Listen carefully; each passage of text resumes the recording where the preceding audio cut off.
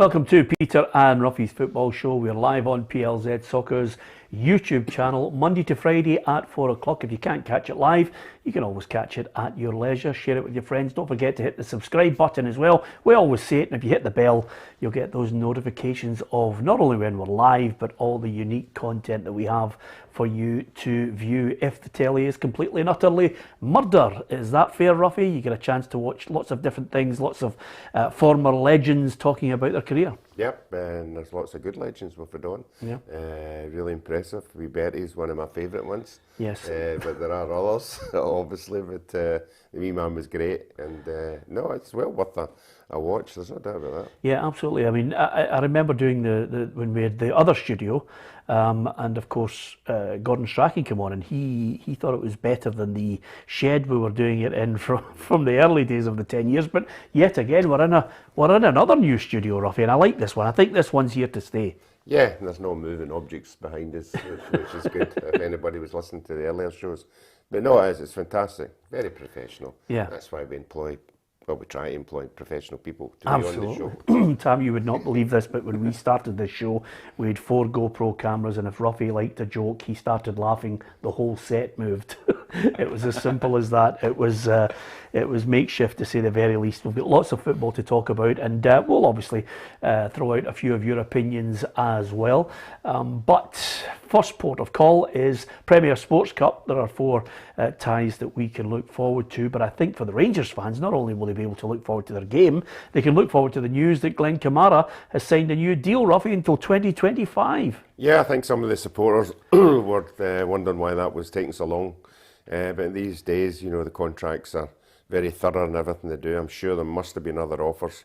He done particularly well in the Euro, the game. So no, I think it's a good signing. I think he's a good European player. That style of play, you know, really suits the way Rangers play in Europe. It's a bargain, 50 grand.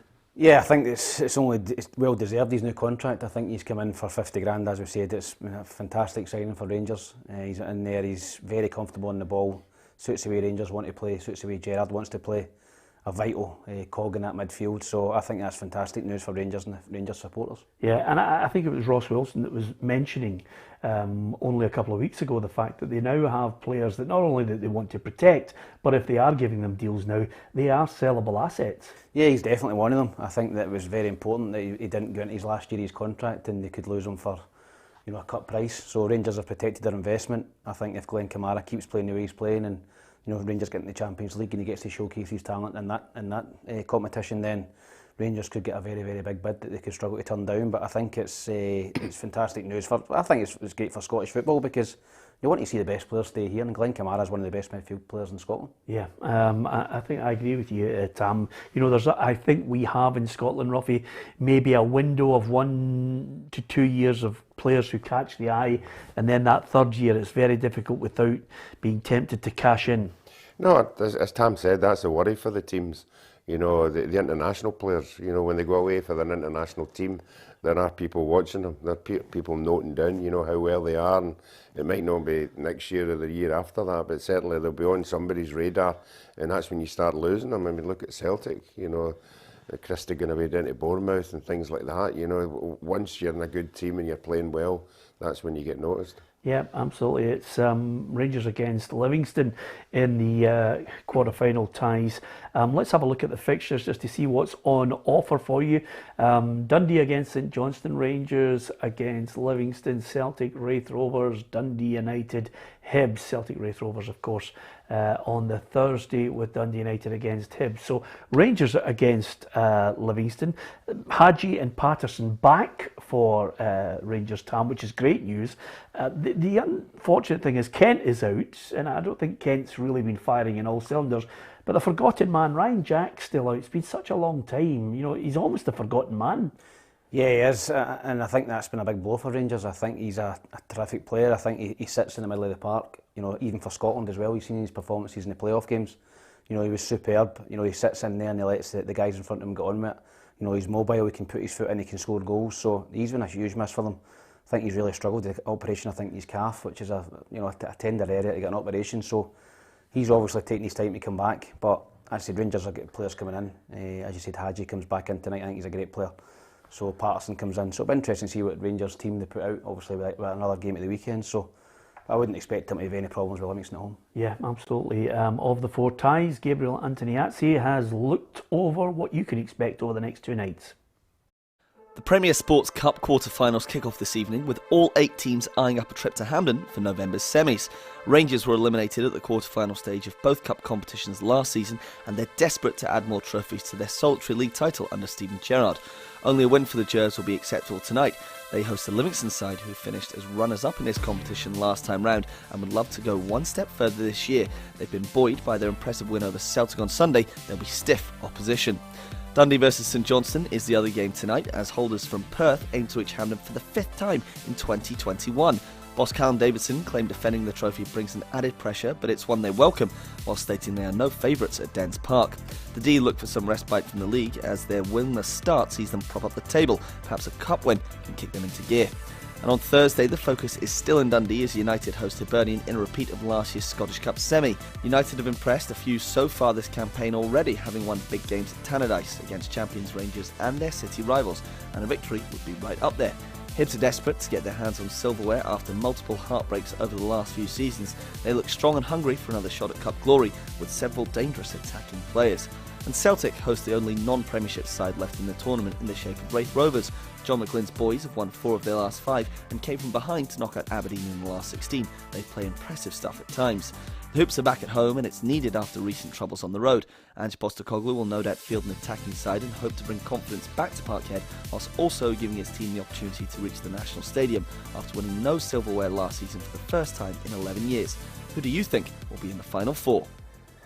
Yeah, give us your thoughts on who you think is going to make it into the Final 4. If you have just joined us, Glenn Kamara signed a new deal until 2025. They face Livingston. Livingston, of course, I think will be well happy, Roughy, with the fact that they managed to keep the back door locked. And I think Rangers will face a similar period of trying to break Livy down. But I think there's a wee bit more about Rangers. Yeah, I think there is. I think anybody that saw the game at the weekend, you know, there was chances made and a lot of bad misses. You know, sometimes these things happen on the day. It just doesn't click. I wouldn't like to think that Rangers will go through the same scenario they had at the weekend. So, although Livingston did particularly well, don't take anything away from them. It'll be a backs to the wall tonight, and I would expect Rangers to win that one. Yeah, before we talk about Dundee against St Johnstone, quite a lot of people obviously react on the programme when they see what you're wearing or maybe how you're sounding. Bob has just said, has Roughy got COVID? Obviously a big worry. It's worse than that. He was playing tennis with Russians, that's all I'm saying to you, and he had a cup of tea, Tam. So at the end of the day, it's just... Novichok? You just never know. Something happens to him. I don't think he's got dreams on. I don't think he's going to... I don't think he's going to see 70, do you? I mean, you don't sound good at all. No, just a wee head cold. Yeah. Nothing to worry about. Nothing to worry about. Oh, yeah, that's exactly it. Wow, you could be the PR guy. He sounds terrible. Yeah, he does. You could be the PR guy for the Conservative Party with that line, eh? Is your site okay? Yeah, fine. Yeah, that's okay then. Anyway, thanks for everybody who's wondering if he's A-okay, but he seems to be at the moment. So Rangers to win by a few goals. I think 2-0 for you. I think they'll be 3-0. Yeah, I think Rangers will win the game in the first half. I just feel as if Rangers need to come out and take their chances, and if they do, it'll be 2 or 3-0 at half time. The game will be done. Okay. Before we go on to Dundee St Johnstone, just another little thing that's come out. You can always tell there's an underlying story that gets, slowly but surely drip fed to us. A QC today has revealed that, Rangers were hoping to be in negotiations with Cinch to rename Ibrox.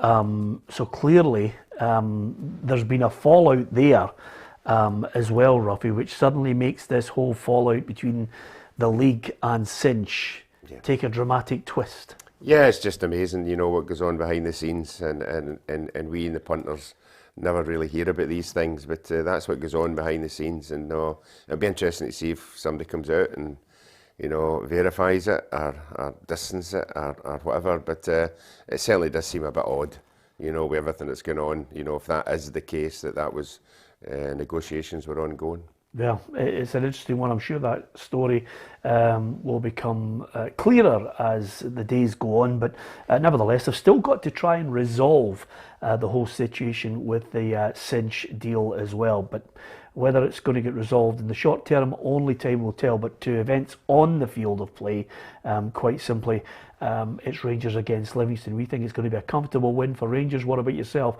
Dundee against St Johnstone. Charlie's not here today, but he's obviously getting some extensive physio work to try and get him fit as quickly as possible. They need all their good players on the park, to be perfectly honest with you. Yeah, they do. They're struggling. Obviously dropped to the bottom of the league at the weekend, and I don't think they've been in the semi-final, national semi-final, for 15 years. So this is a huge game for Dundee tonight. They're playing against, unfortunately, the cup specialists. St Johnstone last season were in pay race in the cups. Dundee struggling to score goals. St Johnstone don't give many away. So I'm going to go for 3-2 to St Johnstone. Yeah, or 3-2 to St Johnstone. No, I'm only kidding. I think it might be 1-0 to St Johnstone. I mean, that's the thing about them, and they are absolutely, at times, a team that are dogged. Once they get a goal up, it's hard to break them down. That's the word, dogged. We saw them in Europe, how difficult they are to break down. We've seen them in the cups. The players have all had a top taste of being at a cup and winning it. I think that'll be the momentum for them. I think it'll go the whole road. I think it'll be extra time and whatever, and they generally come out in the end of that on top. So that's what Dundee have to be aware of. But Dundee will be saying that as well. They've got strikers in there that should be scoring goals, but they need to come up with the goods. Yeah, I know you did mention that, Roughy, but in a strange sort of way, this is a St Johnstone side. I think that win over Aberdeen at the weekend is just the line in the sand to get them kick-starting their season. I don't think they'll lose this game to Dundee. Of course, they are the cup holders, and the manager wants them to try and make sure they put up a solid defence of the trophy. I say it's a good pressure. I think it's a great pressure. You're sort of defending the trophy. I think teams are obviously looking at us and thinking, right, try and knock us out of the competition. I thought Arbroath were excellent. We played against them the last tie. And again, I won't see any different from Dundee. They'll be at it as well. They probably looked at what we did last year and want to repeat that themselves. We mentioned there's a wee bit of pressure on James. At this point, are we in a premiership where there's quite a few chairmen who are calm, not erratic, not prone to knee-jerk reactions? Yeah, I think we are. I think, listen, we've only played 6 games of the season. I think there's plenty of time, to go and get yourself off the table. It's very tight at the bottom. I think Dundee generally have been performing well. They've just not been taking their chances. They've been creating chances. They've been playing pretty well. So it can all turn. It could be Lee Griffiths gets a couple of goals tonight and they win, and it's sort of everything. It's positive again at Dundee. So I agree with Roughy. This is a very, very difficult game for me to call, and I think it will go to penalties, and it could be anybody's in penalty kicks. But I think with Xander Clark in there, that could be the difference. Yeah, I'm going to go Dundee 1, St Johnstone 2, Roughy. What about yourself? No, I'm going to go penalties and Xander Clark to win it again for them. Yeah, okay. 1 each penalties, St Johnstone to go through. Okay, there you are. You can give us your opinion on that as well. What about Celtic? Fair bit of consternation around. Everybody has their say on whether they're playing well, whether there's just maybe 1 or 2 things that need to click before Celtic really get into gear. But nevertheless, they're facing the only side that are not in the Premiership in the form of Raith Rovers. So that match on Thursday, Callum McGregor still missing. And I'm not quite sure when he's going to be back, but it just shows you how significant a loss it is in the middle of the park. He drives everything. Georgios Giacomakis could actually play a role at some point in the game. Won't start it. Christopher Julian and James Forrest will return to training in mid-October. So there's your update on everything with regards to the players in and out for Celtic for this one. I think Ange Postecoglou today was at pains to point out to people it's poor away results, but he reckons the form is good. Our away results haven't been great, but I wouldn't say our away form hasn't been great. So just got to differentiate between that, because I think you get caught up, creating a bigger sort of area of concern than what exists. Our results haven't been great, obviously away from home. But our form actually has been pretty good. The weekend was probably the exception to that, in that we didn't really, as you said, play to our tempo, our intensity. Well, okay, for the benefit of some who might look at that and take issue with it, he reckons the form's good, which is him saying we're playing good football, we're just not getting the rub of the green? Well, at home possibly. You know, I think away from home they've been terrible this season. Bar for half an hour in Betis, where they played really, really well, but they still lost the game. At home they're a totally different animal. You know, it's a Jekyll and Hyde situation they've been with Celtic. You know, at home they've been imperious, they're scoring a lot of goals. Yeah. Were they poor against Rangers? Yeah, I thought they were poor against Rangers. I thought it was a poor game. I thought Rangers probably just deserved to win the game. But I think that at home, I think they're a different kettle of fish. You know, they can go and press teams and play a wee bit more freedom. And I think Raith Rovers are a decent side, and I think good experience at the back with Benedictus and Berra. I think Celtic will win the game 3-1.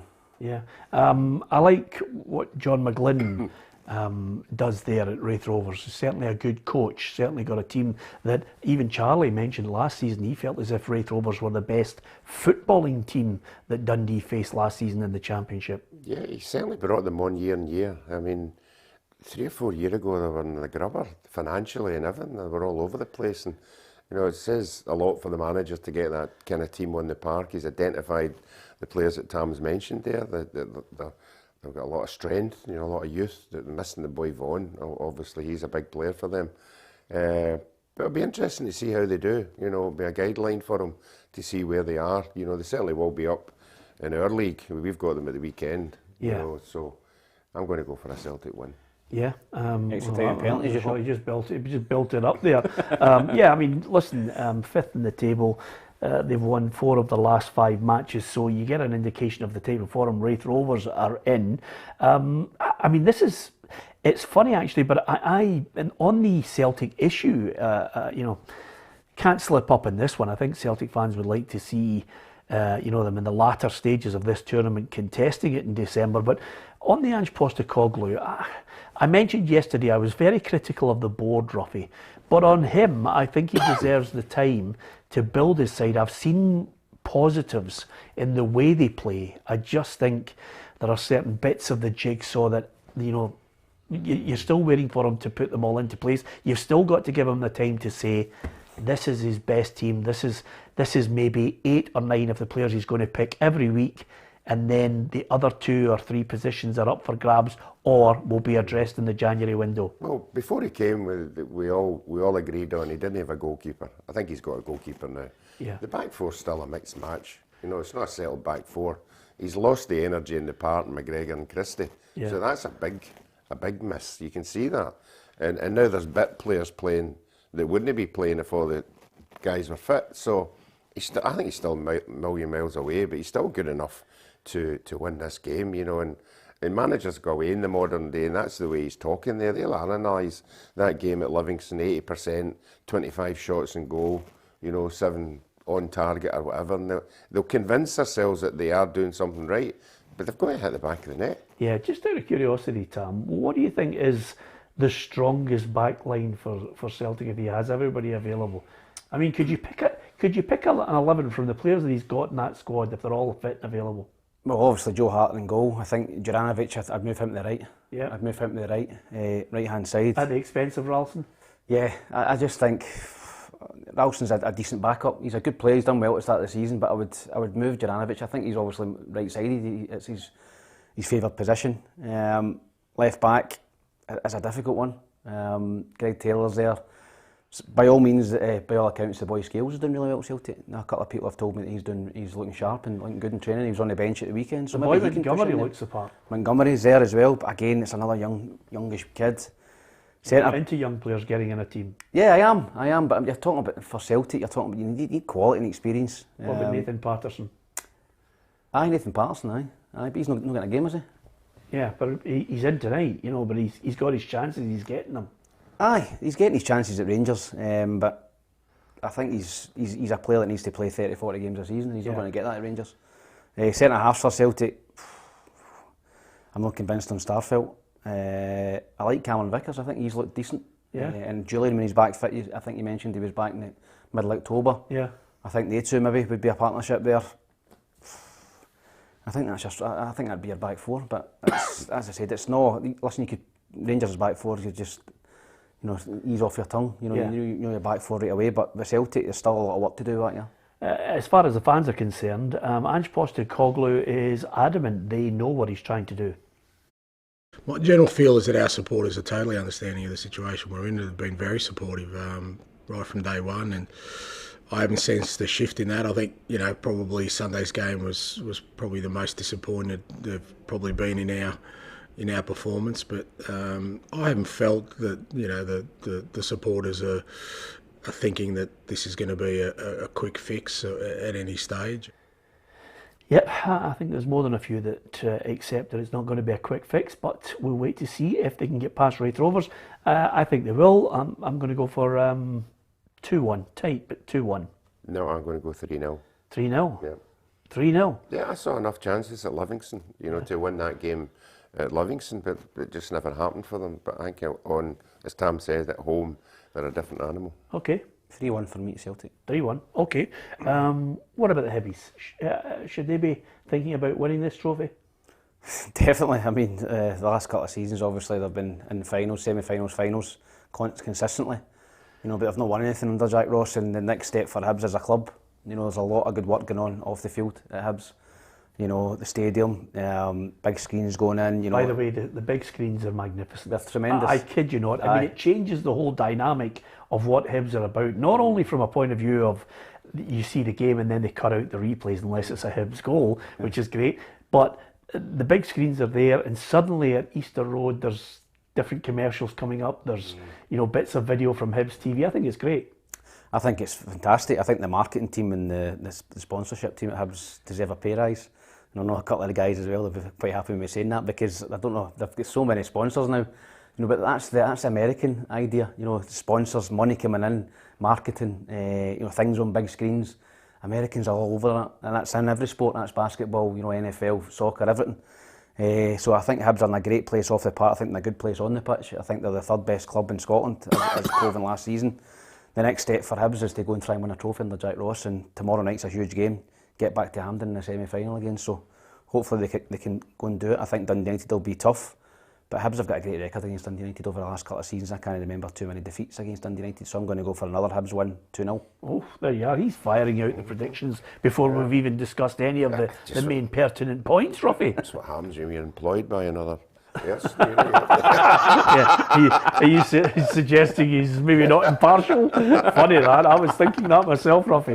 But they go in against the Dundee United side. I mean, I think quite a lot of people would look and say, okay, Tam Courts might have been the cheaper option because they've spent a lot of money.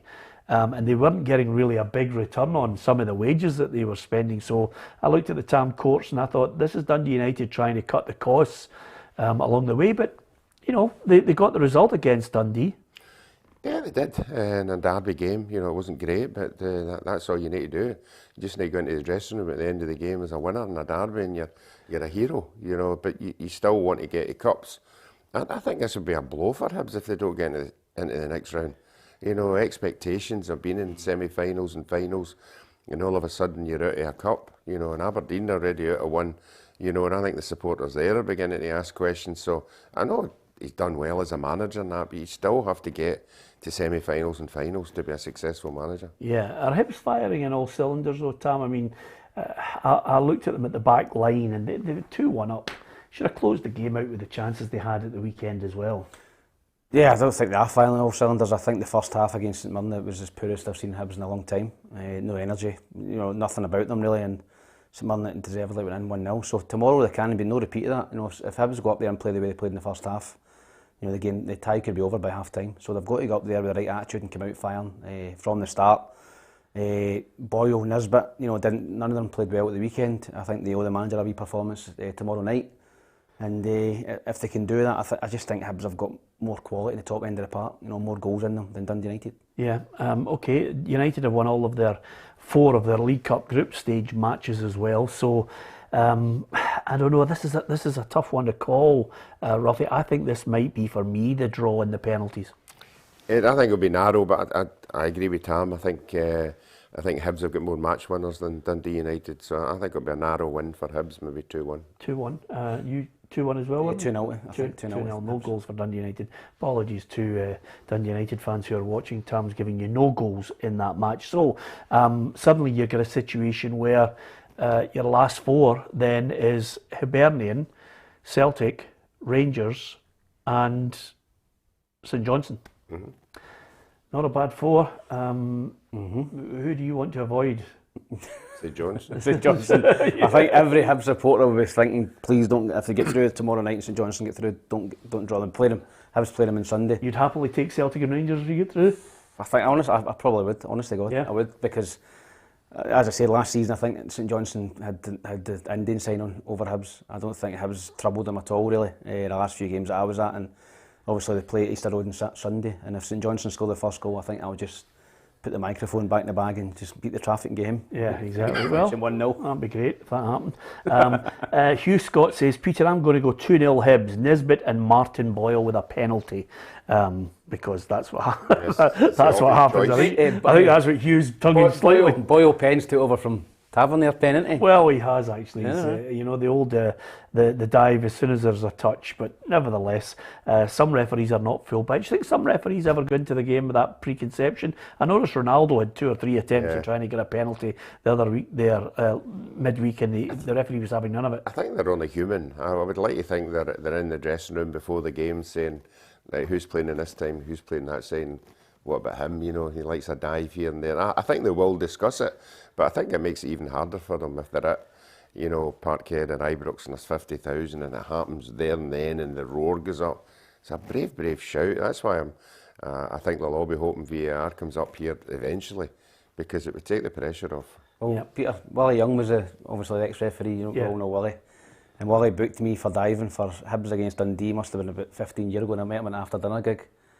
And it was the first time I'd met him since then, I reckon, and then he said to me, Tam, by the way, before we start, I'd just like to apologise for booking you for a dive. It was a penalty. 15 years ago? 15 years ago, aye. Wow. I remember that. Yeah. Well, at least he had the guts to come up to you 15 years later and deny you that win bonus. Anyway, apart from anything else, that's the quarterfinals of the Premier Sports Cup. Who do you think is going to go through? Give us your 4 on that. Incidentally, don't forget, when you're watching the programme, we will have some great prizes, more prizes to give away, that hopefully you'll come and watch the programme, share it and hit the subscribe button with us. We'd love you to join the football family. Talking of footballers, we like to see some of our homegrown talent doing really well across in other shores, Roughy. And Aaron Hickey scored his first goal for Bologna in a 2-2 draw with Genoa. So there's not many people can do that. Can you name the other Scots who've scored in Italy in Serie A? Dennis Law. Dennis Law. Yeah. Souness. Mark Hateley. Scots. Oh, sorry. Who was I going to say? Dennis Law, Souness, one of your old mates. Oh, you're a disgrace. I think your boy Henderson scored, hasn't he? Eh? Henderson, that's over there. No. You sure? Yeah. Willie. Who? Come on. The older guy. Scored in Serie A. Back in your day, I think. Serie A, the top division. Joe Jordan. Joe Jordan, thank you. Well done. There you are, there's the graphic, just to confirm it all. We made it up for you. Dennis Law, Torino 61-62, AC Milan and Verona. I mean, look at Joe Jordan. I mean, the clubs he played for, incredible. Souness with Sampdoria, and also Aaron Hickey there. It's his first. Let's hope there are many more. He will, I mean, it's invaluable, the experience he's getting playing in a different country, different style, you know, and of course, apparently the early reports are that he's really impressed. Yeah, I think it's a fantastic move for him to go over there. I always like to see young Scottish players going abroad. Not many do it. They all tend to go to the old firm or go to the Premiership in England. But great move for him to go over Serie A. And as you said, he's playing against top quality players every week. You know, you have Juventus, AC Milan, Inter Milan. Brilliant for him. You know, he can only improve. He's playing. He scored a great goal, seen the goal. You know, great finish for the edge of the box. And the big boy Arnautovic, the Austrian boy, plays for Bologna as well. So he's playing with good players as well. So no, I think he's one to watch. Unfortunately, he's a left back. Yeah, and we've got him coming out with ears. I know. Is anybody keeping track of Ziggy? Do we know what he is? Ziggy's it's such a good Ziggy, well, with Ziggy Gordon. Ziggy used to come on the show on a regular basis. He was in Poland. He was all over the place. I think he's in Australia now. I think he's in Australia. I think you're right. Actually, I think he plays for Western Sydney, which is Kenny Miller's assistant manager. I have to tell you, that would be a great... Are you going Western Sydney? Western Sydney. Well, I'm just going to check that, because unless he gets bumped at the summer there. If it is, oh, that is fantastic. Well done, Tam. Top drawer, Western Sydney. That's a good bit of knowledge there. The other boy we used to go on from abroad, you know, he's down in England now. He's moved about. Barry. He was in Poland. He was at Leeds United. Barry Douglas. Yeah. He was in Poland. He's now at, I think, Blackburn Rovers. I think he is Blackburn now. Yeah, so there you are. Barry's a good lad. Yeah. Good left peg on him. I mean, it's incredible. A left back. What is it with left backs, Tom? It's absolutely incredible. Here's an interesting, just in case you have just joined us, main news: Glenn Kamara signed a new deal with Rangers until 2025, which I think for Rangers fans is a great boost. What a bonus that is, and what a signing he's been. Anyone who come up with that deal for 50 grand, he's been superb. Elsewhere, there's been a little bit of news revealed that Rangers were possibly in talks with Cinch to rename Ibrox the Cinch Stadium, and obviously that seems to be a little bit of news that we're waiting to see how that story develops and how Rangers and of course the SPFL respond to it. We still haven't got, to be perfectly honest with you, any kind of resolution with regards to how Rangers are going to fall into line with the rest of the Premiership on this Cinch deal, or indeed whether it's just going to be an ongoing battle.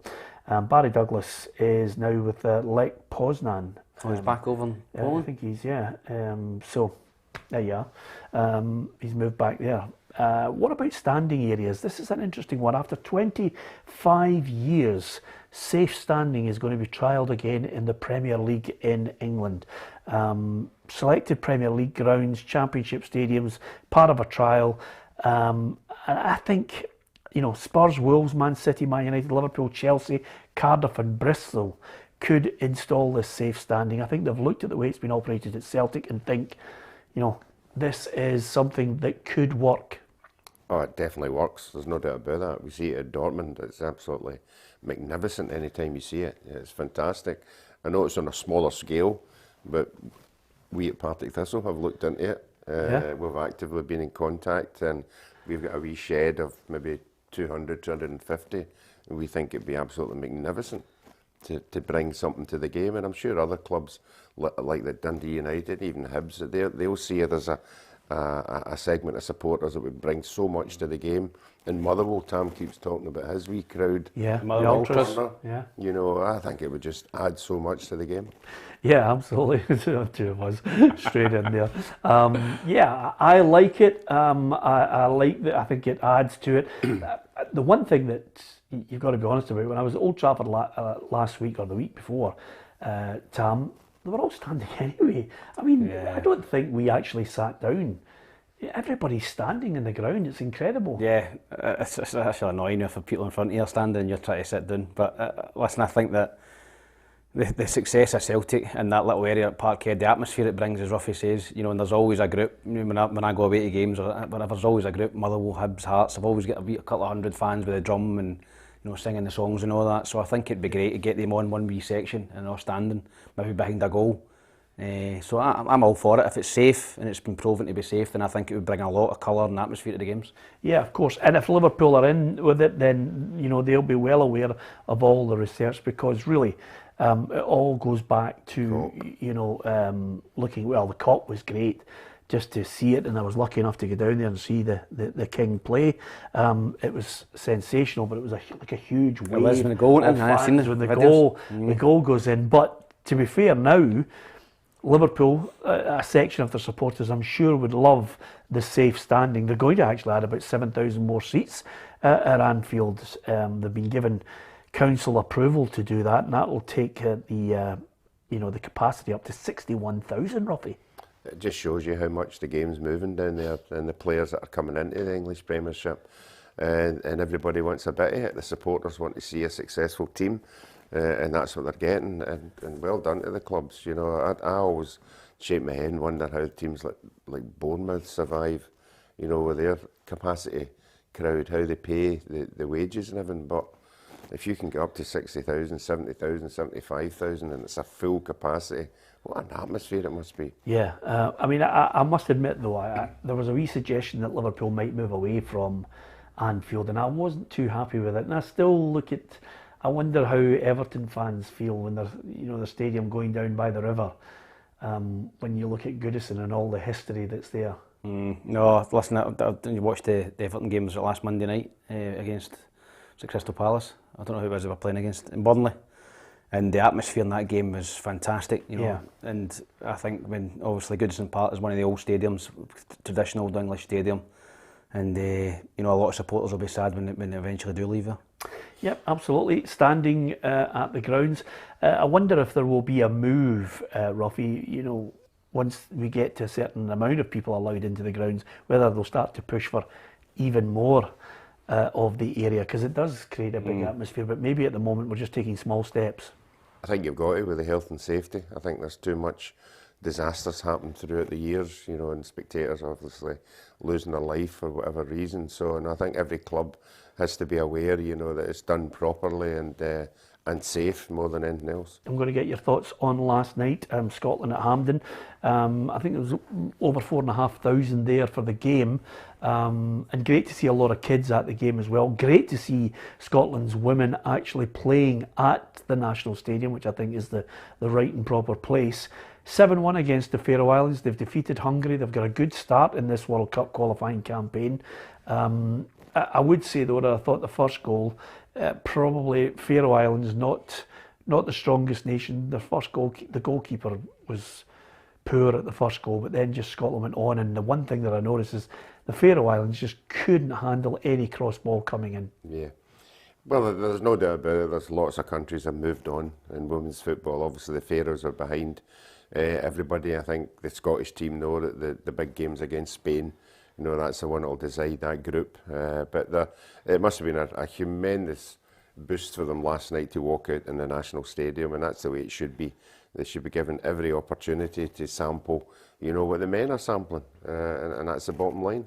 Yeah, well, Erin Cuthbert is playing top drawer football in England as well, and of course I thought, you know, Claire Emsley's goal, the free kick, was an absolute peach. It's the sort of goal you could, you know, it's the execution of it. It's Hampden, whether it's women's football, the way she placed that ball there, it would have taken a top drawer goalkeeper to make the save in the first place. No, it was a phenomenal strike. As I said, in off the underside of the bar, goalkeeper no chance, and you know, I think that's the kind of goals that bring supporters back. You know, in Scotland scoring 7. You know, when does the men's team ever scored 7? You know, so that brings supporters back, young families back. That's a question, Tam, isn't it? When was the last time Scotland scored 7 goals? Kids want to see goals, and they got a lot of them last night. Yeah. 7 goals, Scotland. I think you'd have to go quite far back. Yeah. I think you'd have to go back the 60s or the 50s. Yeah, for 7 goals. Yeah. It's been a while, hasn't it? 7. I don't think we could even beat teams like Malta and when they were poor. Yeah. 7. I think we had a 6. Yeah. I think the Faroe, I think we scored 6 against the Faroes and Gibraltar. Quite a lot of people reacting, Roughy, to your description of how confident a boost it was to the Scotland women with your new word, humendous. Humendous is above tremendous, isn't it? It's unbelievable. It's bigger than tremendous, isn't it? I'm taking the antibiotics. I'm just trying to get the right words out here. Humendous, that's tremendous. I'm happy with you. Humendous has been added to the list, to be perfectly honest with you. That's up the dictionary when I get home. Well, I just get the words coming in from me, and some people are wanting to know humendous. What does it mean? It's above tremendous and stupendous. You look, and then the top level is humendous. But always good to get Ruffy's take on it. So what were you doing tonight? You know, is it the quarterfinals of the Premier Sports Cup, or is it, would you believe, the Carabao Cup? It's third round. West Ham back against Manchester United again. I just wonder, are these the games where you rest a Ronaldo? Yeah, you do. And I think that's the problem with that cup in the early stages. They rest too many players, and then at the end of the day, they get knocked out for whatever reason. But when it gets to the semi-final and the final, that's where you want to be. It's a cup. Yeah. You know, you want to play your best players, if available, to get yourself to the semi-final. You've got to think of your own supporters, and some of them don't treat it properly. Yeah, strangely enough, I mean, Everton get knocked out against QPR on penalties. I think, you know, a lot of the clubs who know they're not going to win the league should be absolutely paying, you know, as much to this competition as any, because you want to win a bit of silverware that your fans, it buys you time as well in some cases. Yeah, listen, I think in terms of Man United, I think that's down there in terms of priority. You know, you've got Champions League and the league. But as you said, Everton, I know Burnley won last night, but teams like that who have never have not won a cup in a long time, you know, they should be putting out their strongest team. But the thing is, you know, they don't want to put, they've got a big game at the weekend in the league, and the be-all and end-all was to stay above that relegation zone and all the riches that come with it. So that's, you know, it is sad that they treat the Carabao Cup, you know, with a bit of disdain, but when they get to the semi-finals and the final, you see all of a sudden, you see all the big guns coming back. I think Man City usually do it in teams like that. So Arsenal, I think, are playing tonight. I'd expect them to have a strong team because they'll not be winning the league this year. If they're beaten by Wimbledon, I think Mikel Arteta his head could be on the chopping block. Strangely enough, though, I think our tournament, you know, the League Cup sponsored by Premier Sports, I think it started to get, you know, a kind of a popularity again because they've put it as the first trophy. You know, you get it November, December. Yeah, I think the good thing about it as well is some of the smaller teams are winning it.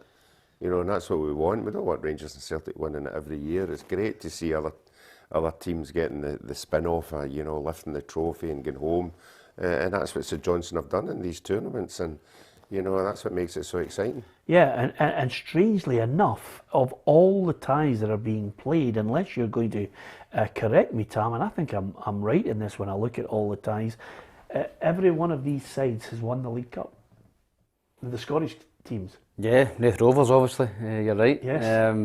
Big pal of mine, Alan Graham. I ran into somebody yesterday. Played in the final. I was out running slowly, may I add, and I ran into one of the guys who was part of that Raith Rovers side as well, Gordon DL, and they had. Would you bump into him and he knows that you? No, I'll get back to him. By the way, he's a local boy. I like Gordon. He's Dazzler. He was part of that great side. I mean, honestly, Colin Cameron was in there. Jason Dare, the Scott Thompson was the goalie. Stevie Crawford was there, I think. Young Stevie Crawford was there, and they're a great. Big Sinclair at the back. Aye, and of course, what's his name? The big centre half, Sean Dennis. Big Sean, veg. what a lad he was. I played with him at Hibs. Fantastic, great lad. Just remind me, was it Tommy that missed the penalty? No, it was McStay. Was it? Did Tommy score his? McStay had to walk. Yeah, everybody had scored. McStay had to walk up and score the last penalty and missed it. And Raith Rovers won the cup. Jimmy Nicholl, different class. Dundee United, of course, you know, the great days of Jim McLean, who just had his statue unveiled at the weekend there.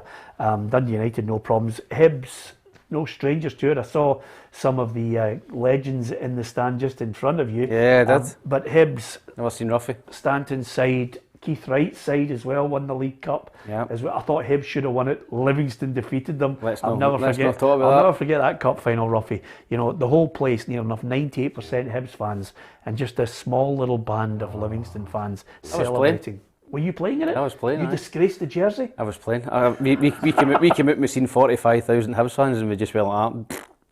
Yeah, you're poor. You could have been sitting on this chair with Roughy with the same amount of medals. Less caps, but still the same amount. Lost a Scottish Cup final as well with Hibs against Celtic. Yeah. I had a League Cup defeat with Hibs in the League Cup final. Yeah. Was that against Rangers? Aberdeen beat us 3-0. Yeah, good side. Fergie's side.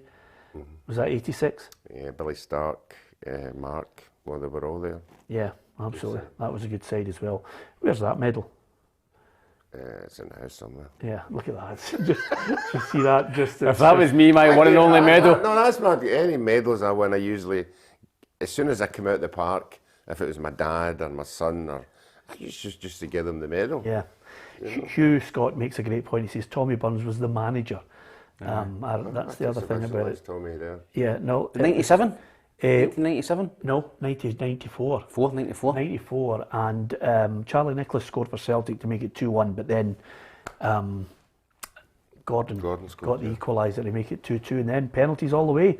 Lots of people posting messages for us. Thank you very much to the countless people who watch the show live. There are people who obviously tune in later on to get their thoughts on all the football that we've been talking about.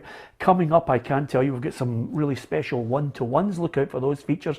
We've got dream teams as well. We're going to have to get you to pick your dream team, Tam, of the best 11 you've played with. And also we've got some programmes coming up with the greatest ever World 11. We'll be doing the greatest ever team, which I think in European football we've been having an argument about it, Tam, so you need to get your thinking cap on. And of course, Roughy, I think it's only right and proper that we readdress and go back over the best 11. I think it's going to be tough for you because you're coming to your 70th year. I think it's going to be tough for you to pick the best 11 you've played with. You're going to have to leave out a few of your mates. Scotland team. Well, Scotland team, and I'm going to get you to pick the best 11 players you've played with domestically. Top level, yeah. Yeah. Yeah, that'd be interesting. Yeah. Because if you pick the best 11 you've played with domestically, you know, I mean, you're going to upset a few of your 1971 teammates, aren't you? Yeah, it's true. I never thought of it that way. And you've got a dinner coming up. Oh, well done, Tam. That's exactly the big problem with you. So you're going to have to most of them in it anyway. What, the 71 Yeah, side? most of them. On the basis of the other players you played I'll with? go a dinner at Celtic. Okay, Roughy, that's good enough for me. Listen, look out for those programmes. We've got some great prizes coming up. If you want to win yourself an Xbox, more strips, little bits of memorabilia that we'll be giving away, then keep it locked to PLZ Soccer's YouTube channel, and of course the football show and all those programmes that we are going to be revealing as the weeks and months continue. Okay, good luck to the sides tonight in the first of the two quarterfinals. We'll look in depth in greater detail at the games tomorrow night in the Premier Sports Cup, and we'll also look back on the English Carabao Cup results from tonight as well. Thanks to everyone for posting messages to us. It's great to have your company and great to get your thoughts as well from Tam McManus, Alan Ruff and myself, Peter Martin. Thanks for watching.